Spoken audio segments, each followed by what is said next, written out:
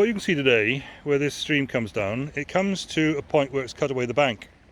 And at the bank something very interesting happens, because there you can see a white line going across. And what you've got there is actually ice. And what happens is stuff falls on the grass up above, and that rain then that falls on the grass up above percolates down through the top layer of good soil till it gets as far as the clay layer. And there at the clay layer it travels beneath the surface where nobody can see it, underground, till it gets to a point where it's going to come out. You know, to look at this ground, this grass we've got here, to the untrained eye, you wouldn't think it was like this on the top and running with water underneath. Looks perfectly good patch of grass, but underneath is water running through it. The Lord Jesus had things to say about people who had one outward appearance, something else going on underneath. He talked about religious leaders in his day who looked fine on the outside, but then he said, you're like whitewashed graves. White, shiny, bright on the outside, and inside full of decaying old bones. And you might think, well, that's not a very nice thing to say. Certainly not a very nice thing to be.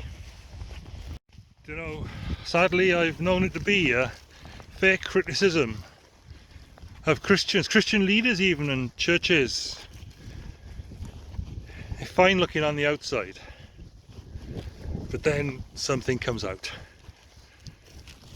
And the reality, very different to know what they're flowing with underneath. In fairness, the Lord Jesus warns us, out of the overflow of the heart, the mouth speaks. There'll come a time when you're in a corner and the reality pops out through that gate. It's a warning and an encouragement, if we take it that way, to all of us to live our hearts before God. It's all very well to content yourself with outward conformity and niceness, but God looks at the heart. The Christian gets to terms with the reality of what's going on in their heart and doesn't despair, because we know that there's mercy with God.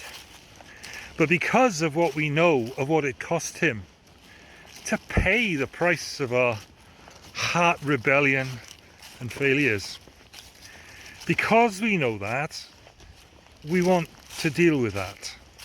He's paid the penalty for our sin, but we don't want to live in that place anymore.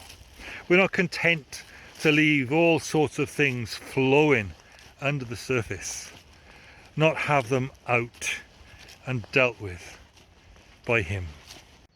Now look, there's deep stuff in all of this today, and if we can be of any help to you, please feel free. You can get in touch with us through the website www.yrgroup, that's YGRWP.com, or you can email me, HOWChaplain, CHAPLAIN @gmail.com. Thanks for listening. That's the word for the week.